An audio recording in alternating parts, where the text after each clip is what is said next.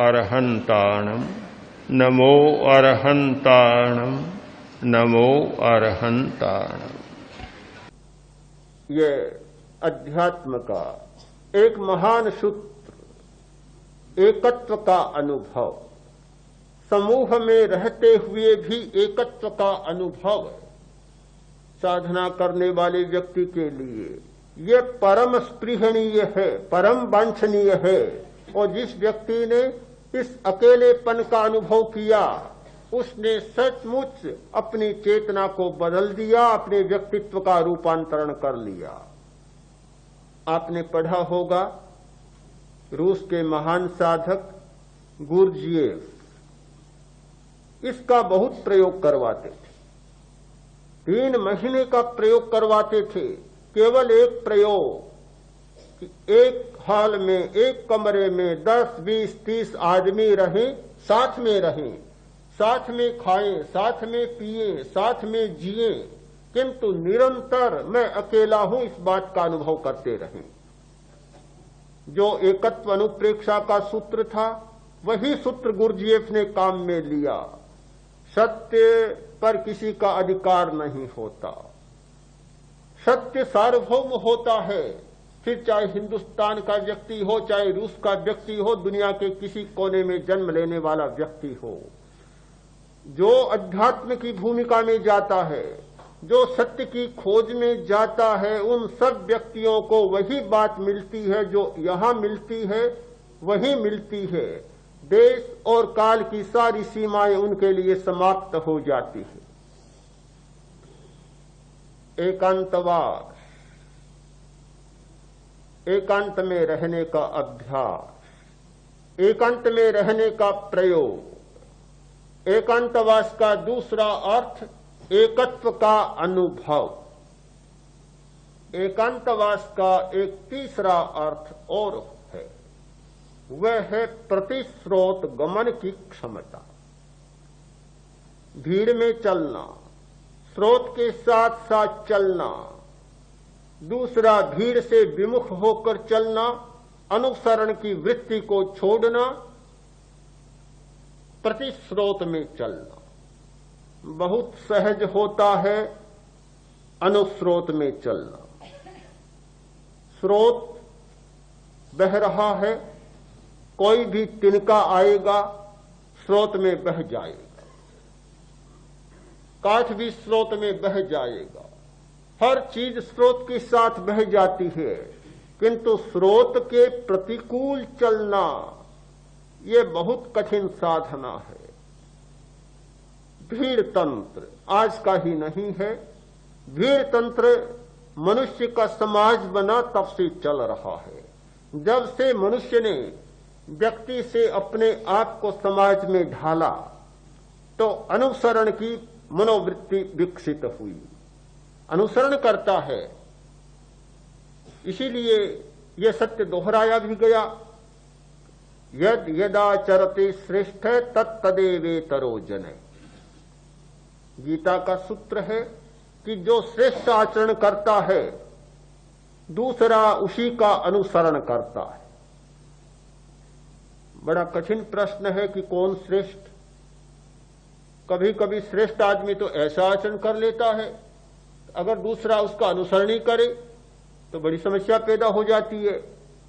क्या श्रेष्ठ कोई प्रमाद नहीं करता?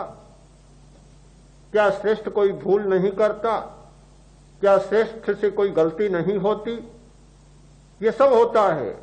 तो फिर कैसे होगा कि केवल अनुसरण ही हो? श्रेष्ठता का अनुसरण एक ठीक बात है, किंतु सापेक्ष बात है कि हर बात में अनुसरण की बात चल पड़ी, ऐसी मनोवृत्ति बन गई कि मैं क्या करूं, सब लोग ऐसा करते हैं, बस सब कुछ छुट्टी है। एक आदमी बहुत बड़ी गलती करता है, अपराध करता है, चोरी करता है, अप्रामाणिकता का व्यवहार करता है, कहा जाए कि तुम ऐसा करते हो, क्या मैं ही करता हूं? सभी कर रहे हैं, मुझे क्यों कहते? सब लोग तो ऐसा कर रहे हैं। यह सबके पीछे चलने की मनोवृत्ति, अनुसरण की मनोवृत्ति, ये भीड़ तंत्र एक समाज के साथ ऐसा जुड़ गया कि हम कठिनाइयों से, समस्याओं से, बुराइयों से अपने आप को अकेला रखने की स्थिति में नहीं है। सोचने का तरीका भी यह हो गया। बहुत प्रसिद्ध कहानी है कि आदेश दिया एक एक दूध का लोटा सभी नागरिक इस तालाब में डाल दें। कोई परीक्षा करनी थी। एक आदमी ने सोचा कि सभी लोग दूध डालेंगे और मैं अगर एक लोटा पानी का डाल देता हूं तो क्या फर्क पड़ेगा।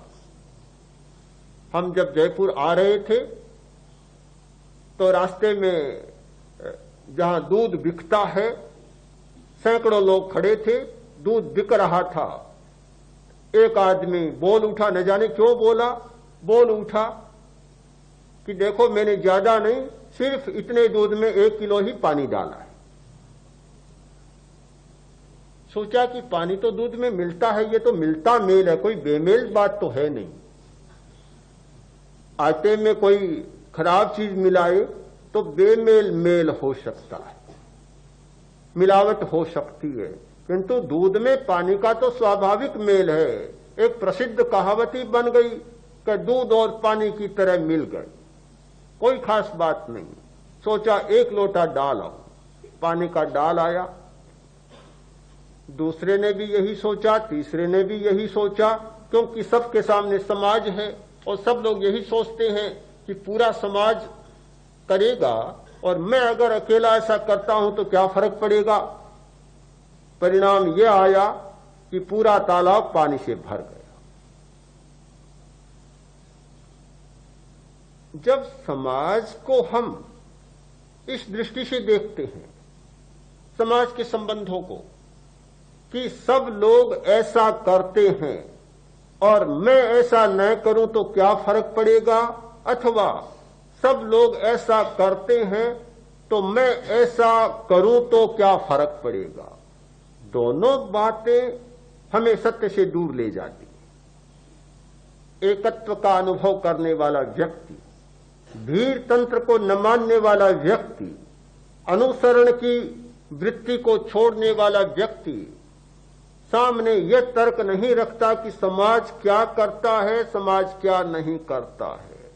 उसका चिंतन यह होगा कि मुझे क्या करना चाहिए, दूसरे चाहे करें या न करें, मेरा धर्म क्या है, मेरा कर्तव्य क्या है, मेरा दायित्व क्या है। यह चिंतन का विकास एकत्व की भूमिका के आधार पर ही संभव हो सकता है। यदि हमारी एकत्व की भूमिका नहीं रहती तो मुझे नहीं लगता कि इस प्रकार की वृत्ति का विकास हो सके। हमारे सामने जीवन में अनुकूलताएं और प्रतिकूलताएं आती हैं। सर्दी आती है और गर्मी आती है। सर्दी को सहना और गर्मी को सहना, अनुकूलता को सहना, प्रतिकूलता को सहना बहुत बड़ा कठिन काम है। प्रतिकूलता की अपेक्षा भी अनुकूलता को सहना बहुत कठिन काम है। हर व्यक्ति सह नहीं पाता। जब अनुकूलता की स्थिति होती है, इतना दर्प से भर जाता है, इतना अहंकार से भर जाता है कि अन्याय करते कोई संकोच ही नहीं होता।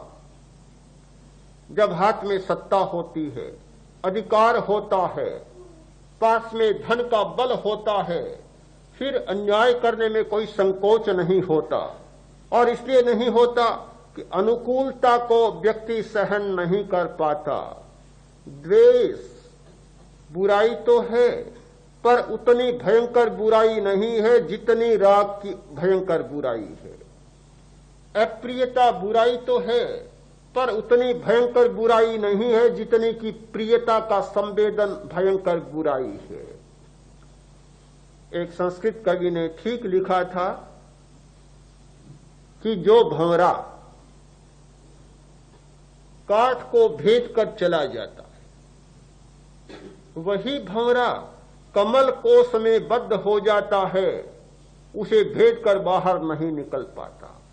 कहां काठ और कहां कोमल कमल को, किंतु कठोर काठ को भेद देना उसके बस की बात है, किंतु राग का बंधन इतना तीव्र होता है कि उसे वह तोड़ नहीं पाता, भेद नहीं कर पाता।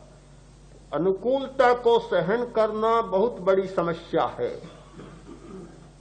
अकेला होने वाला व्यक्ति, अकेलेपन की साधना करने वाला व्यक्ति सबसे पहले उस राग के बंधन को तोड़ने की बात को सीख लेता है। समाज कभी अप्रियता के आधार पर नहीं जुड़ता, हमारे संबंध कभी अप्रियता के आधार पर नहीं बनते। कोई भी दंड शक्ति का प्रयोग करने वाला दूसरे के साथ अपना संबंध स्थापित नहीं कर पा सकता।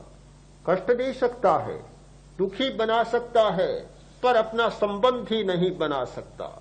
सारे के सारे संबंध जुड़ते हैं प्रेम के धागे के आधार पर, आत्मीयता के धागे के आधार पर।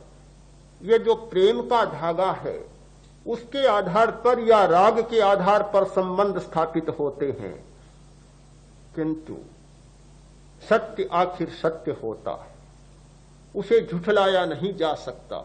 साधना करने वाला व्यक्ति, ध्यान करने वाला व्यक्ति इस सच्चाई को भी समझ लेता है कि जिस धागे के आधार पर यह सामाजिक संबंध हमने स्थापित किया है वह प्रेम स्नेह का धागा भी बहुत मजबूत धागा नहीं, और वह भी अंतिम सच्चाई नहीं है।